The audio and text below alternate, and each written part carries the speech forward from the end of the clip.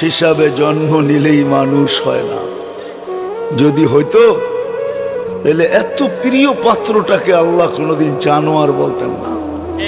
উলাইকা কাল আনআম, বরং এর চেয়েও নিকৃষ্ট বলতেন না, বাল হুম আযাল। তাহলে মানুষটাকে কোনোদিন আল্লাহ কুকুর বলতেন না। মাসালুহুম কামাসালিল কালব, কুকুর বলতেন না। মানুষটাকে কোনোদিন এই চিৎকার দিতে হতো না, একদিন আসবে মানুষটাই চিৎকার দিবে। কসম খোদার, মানুষ যদি মানুষ হইতো তাহলে কুকুরকে মানুষকে সতর্ক করার প্রয়োজন হতো না। আমাদের এলাকার কুকুর মানুষ দেখলে কি করে গেউ গেউ করে না? সে গেউ গেউ করে না।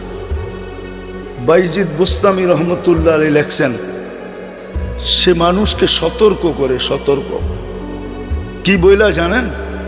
ইবনা আদম আনকিদ নাফসাকা মিন গাযাবিল জাব্বার, ও মানুষ তুই তোকে আল্লাহর আযাব থেকে বাঁচা।